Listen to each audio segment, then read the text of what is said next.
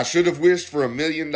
Last year I said this: the only thing that can make this year any better for country music is if Sturgill just came out and said he was coming out with some new music. Or Jamie Johnson, that would be fantastic. Now when I said that, I didn't have much hope, because Sturgill Simpson said that he would only be making 5 albums, and his 5th album was Dude and Juanita. But he never said anything about Johnny Blue Skies, which is the pseudonym he uses on his new album Passage du Désir. And if you're a Sturgill Simpson fan, you'll love this album. Before going any further, be sure to subscribe to our channel. We appreciate that so much. For those who saw him perform live, Sturgill Simpson left a lasting impression of real country music. One admirer, journalist, and ardent music enthusiast, Brendan Monahan, expressed how much Sturgill's music affected him. His narrative began with an insight that many others might not understand: the strong bond that certain people have with music. Like his brother Peter, Brendan considered music to be more than just a form of amusement.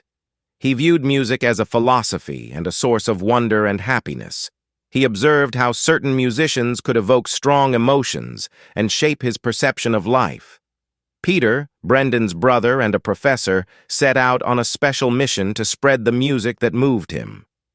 He enjoyed finding new musicians who changed the way he felt about music, and he wouldn't stop until other people had the same reaction.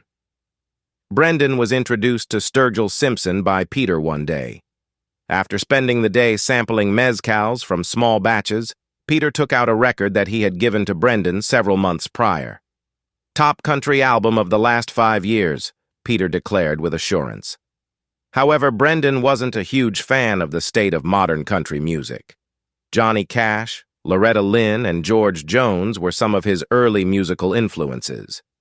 But he thought that in country music, sincere patriotism and shallow ideals had been supplanted by formulaic songs about drinking and trucks. As such, he was not overly optimistic about Simpson's meta-modern sounds in country music record. But the moment the album started playing, his life was altered. Sturgill's music expressed an authentic and sincere emotion. It conveyed a deeper message that addressed the complexities of life, surpassing typical country cliches.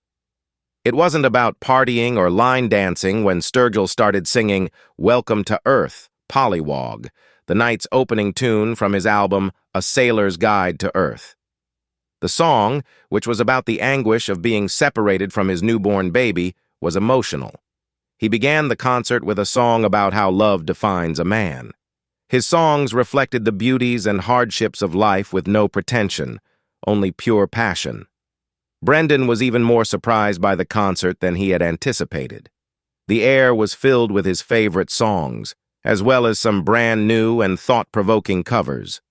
The evening was the epitome of Sturgill's unique style, fusing bluegrass, jazz, and country music. Brendan had been looking forward to seeing Simpson perform live, especially since the singer's 2020 tour was called off by COVID-19. It had been worthwhile to wait. His expectations were surpassed by the concert, which had soulful, heartfelt music that was both familiar and fresh. Brendan's favorite concerts were profound experiences rather than merely spectacular performances.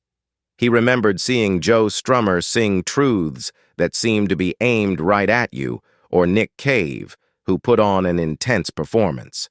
However, Sturgill didn't give a conventional performance. He didn't labor to wow or amuse the crowd. He only played, engrossed in the sounds of his compositions. He performed with his band, Johnny Blue Skies, who produced a sound that was both tight and agile. They appeared to be unaware of the audience not indifferently, but as though they were there to watch an intimate jam session. Each song flowed into the next, with minor variations from the album versions. It felt like the music was changing in real time, with each note feeling alive. Themes in Sturgill Simpson's music ranged from profound intellectual concepts to unadulterated human emotions. Brendan was impressed by Sturgill's ability to tackle difficult subjects like melancholy, sailing, and even the idea of ego death. He didn't write easy or light-hearted songs. Rather, they addressed surviving during difficult times.